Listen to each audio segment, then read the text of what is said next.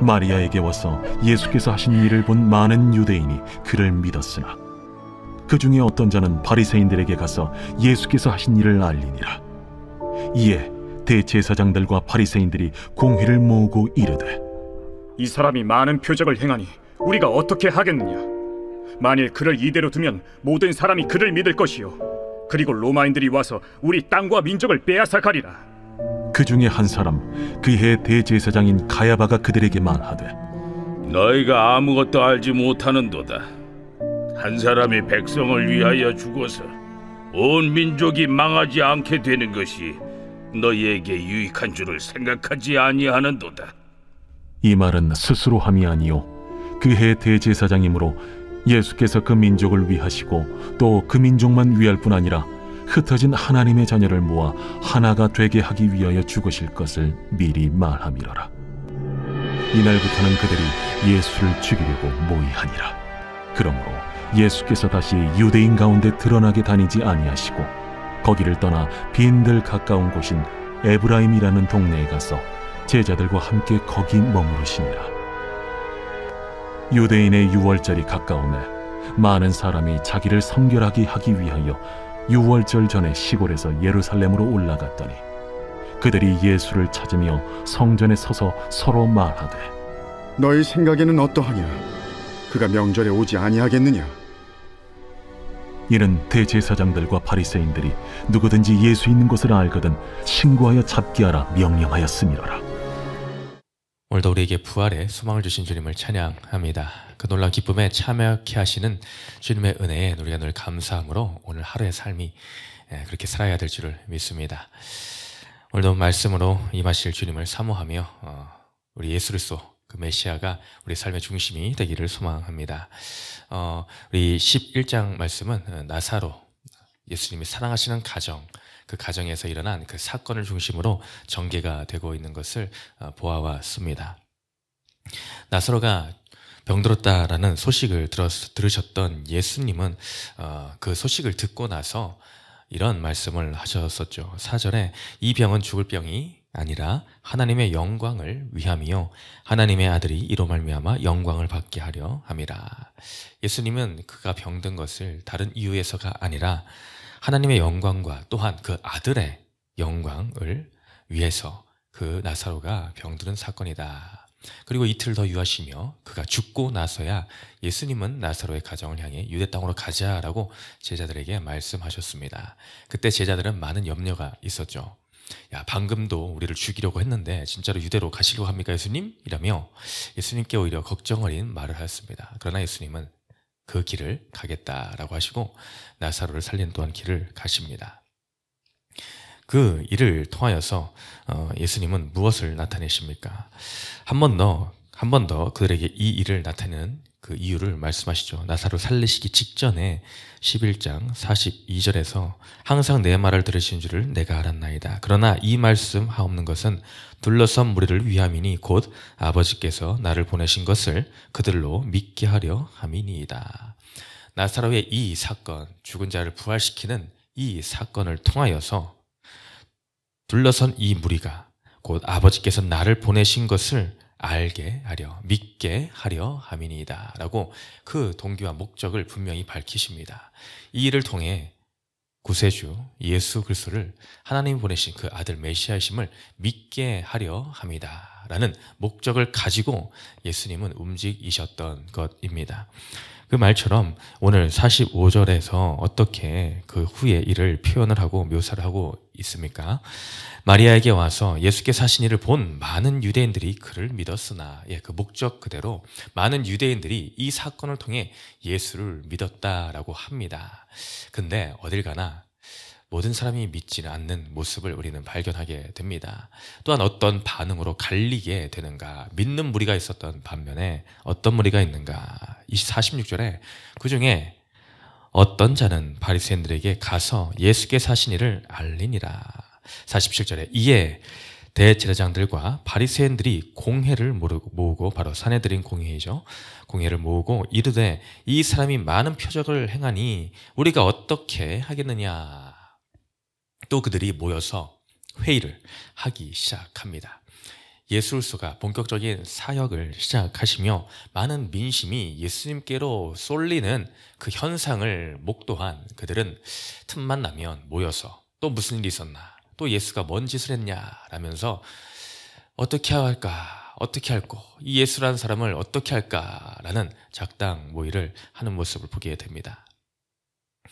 예수 그리스도께서 그 이적을, 표적을 통하여서 이루고자 하셨던 그 목적, 바로 하나님의 아들이심, 기다리고 기다리던 그 메시아이심을 믿게 하려 함의 그 목적 그대로 그들이 반응하였으면 얼마나 좋았겠습니까? 어떻게 하게 할까라는 그 물음에 대한 대답은 바로 이것입니다. 믿으면 된다.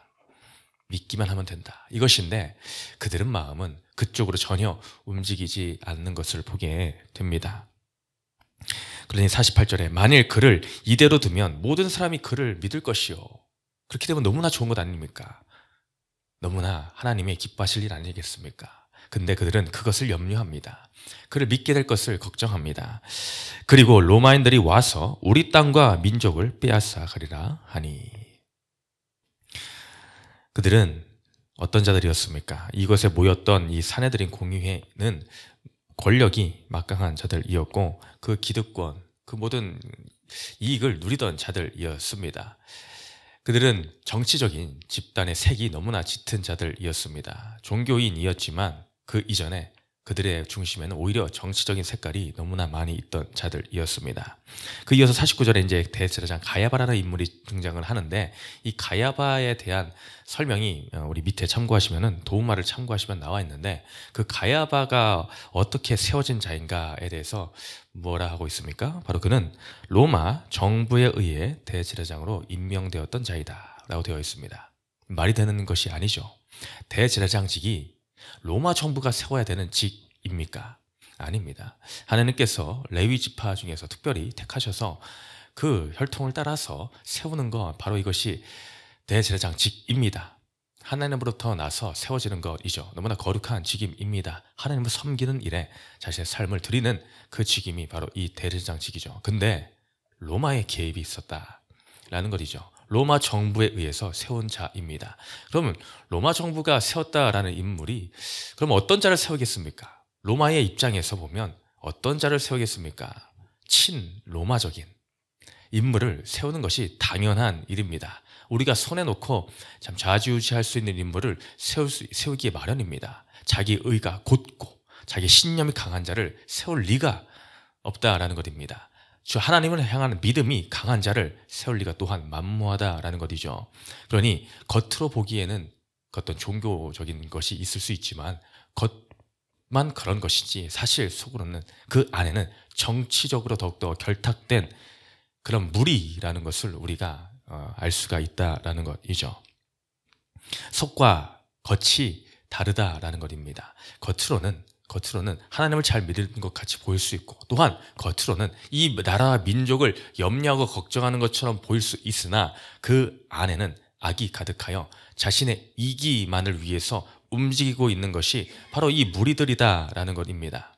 이 민족의 안위보다 민족을 거론하며 겉으로 말을 하고 있지만 그것보다 중요한 것이 무엇인가? 내가 가지고 있는 권력이 무너지는 것, 이 기득권이라는 이 계층에서 누리고 있는 이 모든 권세를, 이익을 없어지게 해야 되는 것, 이것을 잃어버리는 것이 더욱더 이들은 큰 걱정입니다. 우리가 요즘 이제 또 정치 또 이제 싸움이 이제 점점 더 시작이 되겠죠. 투표 선거철이 또 다가오면 여기저기서 또 날립니다. 참 볼 때마다 안타까운 것이 이것입니다. 참 서로 잘할 수 있는 것, 자신들의 공약만을 잘 내세우면 얼마나 좋습니까? 근데 자신들이 잘할 수 있는 것, 그런 것들을 공약으로 내거는 것 이전에 더 많이 하는 것, 더 많이 투자하는 그 시간들과 이 말들이 무엇인가? 상대방을 까내리는 것, 이것이 더 오히려 많이 부각이 됩니다. 어떻게 해서든 상대를 까내려서 공격을 해서 그의 결점을 드러내서 자신들이 더 뛰어남을 증명하고자 하는 이런 방식들, 볼 때마다 참 눈살을 찌푸리게 만듭니다. 겉으로는 민생을 위한다라고 하고 이 나라를 위해서 뭔가 잘하겠다라고 그런 것들을 많이 내걸지만 또한 그 안에는 당선이 되고 나면 언제 그랬냐라는 듯이 입을 싹 씻고 그 모든 공약들이 변질되는 것을 우리는 보게 됩니다. 네, 화장실 들어갈 때 나올 때가 다른 모습을 보게 되는 것이죠. 이것은 결국에는 나라를 위하고 민생을 위한다기보다는 자신의 이 모든 목적을 달성을 했으니 이제는 나는 모르겠다라는 내 밥그릇 채우기에 급급한 모습이다라는 것이죠. 그런 모습이 바로 이 대제사장을 비롯한 이 바리새인들의 이 사내들인 공의 안에서도 보였다라는 것입니다. 따라서 그들은 이 예수라는 자가 우리의 민생을 다 돌이켜서 글로 다 쏠리고 나면은 이 로마인들이 새로운 뭔가 무리가 생긴 건 아닌가? 예수를 중심으로 뭔가 민생이 쏠려서 뭔가 시끄러운 것 같은데? 라고 하며 로마의 개입이 더욱더 심해지고, 그렇게 로마인들이 와서 오늘 48절의 후반절의 표현처럼 로마인들이 와서 우리 땅과 민족을 빼앗아갈 것이다 라는 그런 생각을 하고 있는 것입니다. 이 표현만 그렇지 결국에는 자신들이 지금 갖고 있는 밥그릇이 빼앗길 것을 걱정하고 있다라는 것이죠. 그러면서 이제 하는 말이 무엇입니까? 가야바가 말을 꺼냅니다. 가야바가 그들에게 말하되 너희가 아무것도 알지 못하는도다. 한 사람이 백성을 위하여 죽어서 온 민족이 망하지 않게 되는 것이 너에게 유익한 줄을 생각하지 아니하는도다. 한 사람이 백성을 위하여 죽어서, 예수님을 말하는 거죠. 죽어서 온 민족이 망하지 않게 되는 것이 너에게 유익한 줄을 생각하지 아니하는도다. 가야바가 한마디 이 말을 내뱉습니다. 근데 이 말이 어떻게 나온 말인가라는 그 설명이 51절에 나와 있는데, 이 말은 스스로 함이 아니요. 분명히 가야바가 한 말인데 이 말은 스스로 함이 아니다라고 합니다. 한마디로 자기가 무슨 말을 하고 있는지 제정신에서 하고 있지 않다라는 그런 뉘앙스의 말로 우리는 보이게 되죠. 가야바는 분명히 악의를 품고 이 말을 뱉었습니다. 악의를 품고 예수를 죽이다라는 생각으로 이 말을 뱉었습니다. 자, 우리가 지금 많은 이 고민에 빠져 있다. 점점 우리의 기득권이 이렇게 생겼다. 참 위험하다. 그러니 야, 총대 맬 사람이 좀 필요하겠는데? 이거죠. 이 일을 해결하기 위하여서 야, 대의를 위해서 작은 거 하나 희생시키자. 야, 누굴 희생시키겠냐? 당연히 예수라는 저자를 잡아서 우리 죽여야 될 것 같다. 모든 걸 다 뒤집어 씌워서 다 죽여버리자. 희생물로 삼자. 라는 것입니다. 그걸 통해서 온 민족이 망하지 않게 되는 것. 자, 그 일을 통해서 우리 민족은 망하지 않게 돼. 우리의 모든 기득권 잃지 않게 될 것이야. 있는 그대로 이 지금 우리 누리고 있는 이대로 다 쭉 갈 수가 있어. 그러니 저 예수를 희생시키자. 그리고 그것이 우리에게 유익이 될 것이다. 라는 말을 뱉어냅니다. 자신들만을 위한 이기적인 마음에서 나온 아주 악한 말이라 할 수가 있죠. 서슴없이 자신들을 위해서는 누군가를 죽일 수 있다라는 것이 나온다는 것이 얼마나 끔찍한 일입니까? 근데 그 일을 지금 행하고자 하고 있다라는 것이죠. 그 결과로 53절에 이날부터는 그들이 예수를 죽이려고 모의하니라.